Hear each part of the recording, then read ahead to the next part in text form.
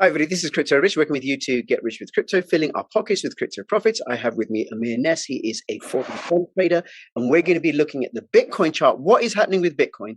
What is happening in the European Union that's going to affect Bitcoin? And we're also going to be looking at Luna.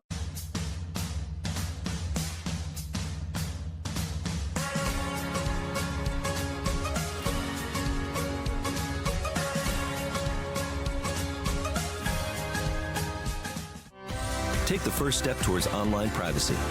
Get NordVPN. Get the Crypto.com Visa card. You can use this wherever Visa is accepted all over the world. Make sure you use my link to get a $25 bonus when you register. Link in the description below. Hey, man, how you doing? Good, thanks, Rich. Good to have you. Good to have you on again. And let us go to, this is the Bitcoin and dollar chart, Bitcoin USD chart on CoinMarketCap. And I said last week when we were on, right, that it was observing this long trend line here, and also that there was an ascending triangle through the top here. It had to break through about 400, and observe this ascending line. But it broke down, and now there's another line here about 37.8225, and it broke back up again. So now what can you see, Amir? Because what you do is you look at candles.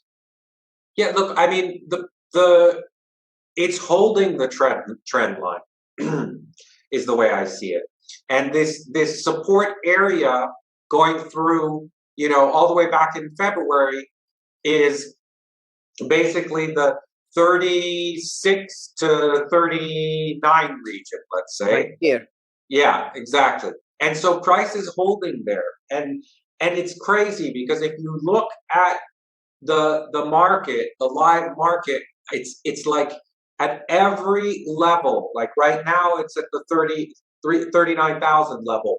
There is, such a tug of war going on, and actually, it almost looks like it's being controlled because it's like the bulls aren't winning and the bears aren't winning. So you almost want to say somebody's managing this market because it's unfathomable that there would be so much of a balance in between the tension between bulls and bears. You know what I mean? Right. And what you're referring to, just so I'm clear that I got it, is as it's bouncing up and down in this range, up and down, up and down, up and down. And then right when it gets to like 39,000, like the $100 band between 39,000 and 38,900 becomes like this trading range where it stays in that range for, like 2 hours. Right. And it's like, wow, like, okay, it's like, it's as if it gets to a certain point and then someone says, okay, stop right here. Okay. Now, these would be whales? I don't think it's whales. I think it's people that are bigger than whales. I think it's almost like some sort of sovereign governments. No, I don't think it's sovereign governments. I mean, maybe it's like a mixture of power players, exchanges, and institutions. Like that's who I think it would be, basically. Okay, that's very interesting because there was some news today in Zero Hedge. Let me just find that article. Here you go. Bitcoin slides ahead of EU vote, which could practically ban key digital currencies. And what this article goes on to say, and I'll link to it in the description below, is that there's a late addition to an Economic and Monetary Affairs Committee. They're going to have a vote today on a draft law which contains a late addition that looks to limit the use of cryptocurrencies powered by an energy-intensive computing process known as proof of work. Yeah. So this would be I mean, listen, proof of work. Like, I can't believe Europe would do anything like this. And the fact that something like this is like on the table, it's just like, to me, it's just like they've got bad information, or the politicians are really unprepared to deal with this, and it's showing through something like this. So you can see on that tweet where he says it can be undone in the next phase of the EU process, but it's very bad. And it's like, these are the kind of tweets the politicians are going to look at. and their advisors who are better informed than they are going to explain to them how, well, if you go through with this, you're going to set Europe back, by 20 years, 30 years, or whatever it is. And then eventually they're going to kind of come back to the middle, and you'll hear an announcement about how they're going to revise the old, proposal, and it'll be whatever, something more palatable that doesn't put Europe back, 20 years. I cannot imagine that they're going to just do something like this. It's like the whole world is moving ahead with it. You can't do that. Yeah. Well, Amir, I have a different view of this on you, perhaps a more skeptical one. So one is, I think a lot of the sanctions that are being imposed on Russia, and I'm not saying that Russia's aggression in Ukraine was illegal. It was a violation of international law, right? So I'm not in any way excusing it or it's okay, right? I am for peace, not war. But the sanctions are going to hurt Europe.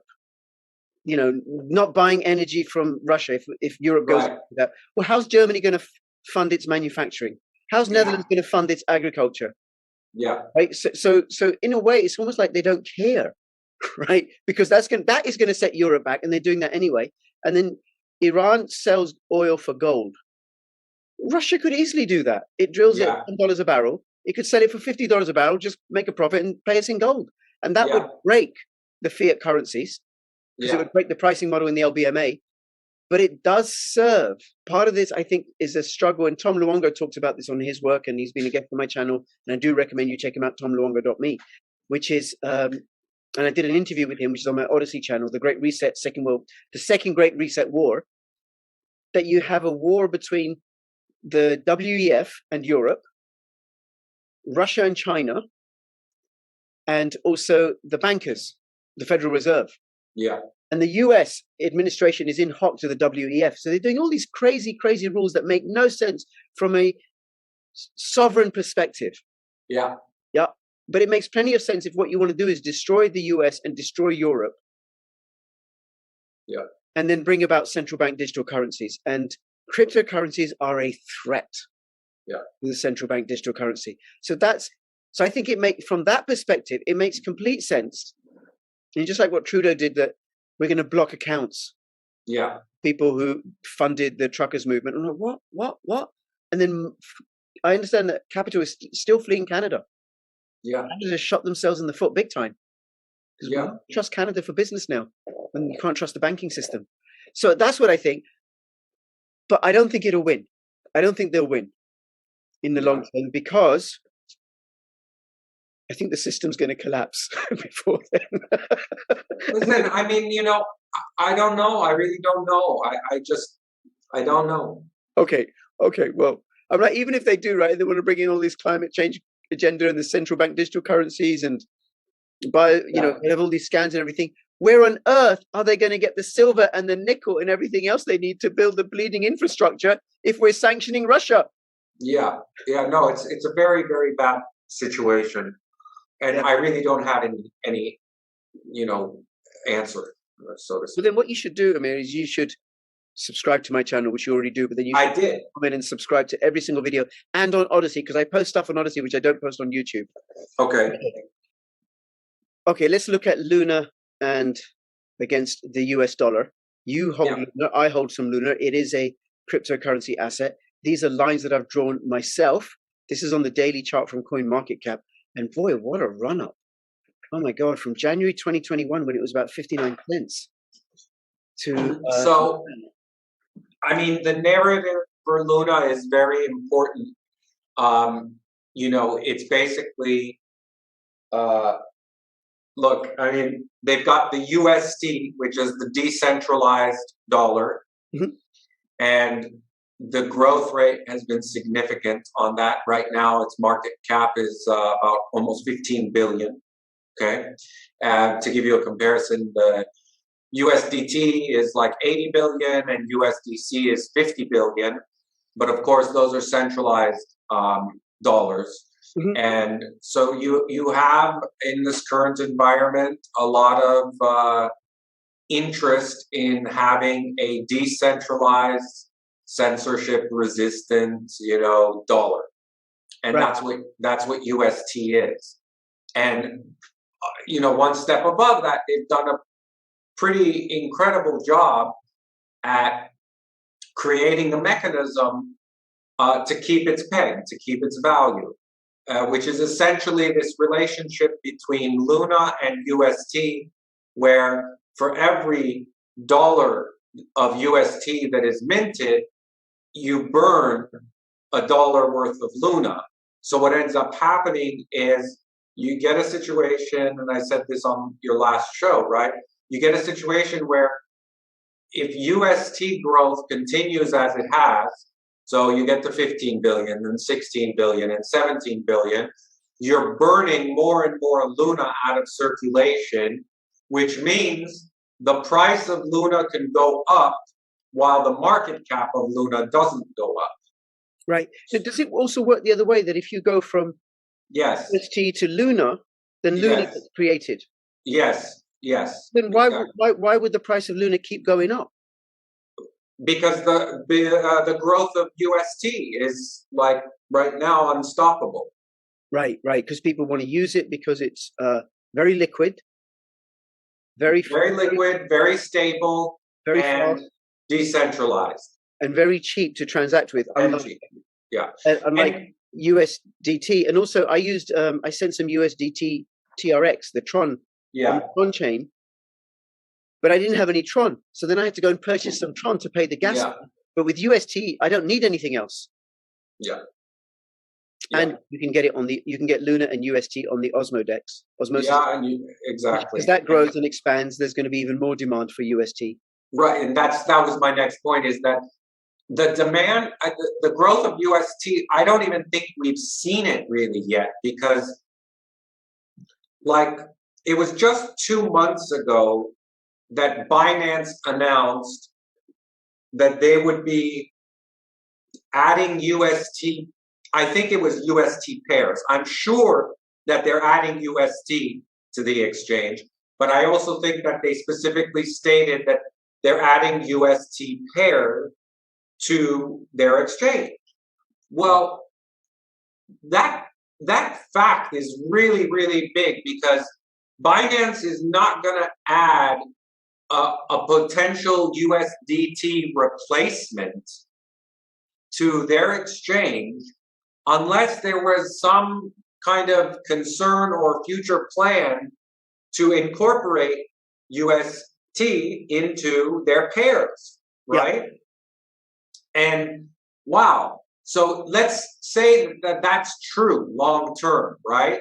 Well, long term, if that's true, we have not even seen that growth rate priced into the UST growth right now, because it's going to take months for an exchange like Binance to really start integrating a new token pair in their exchange.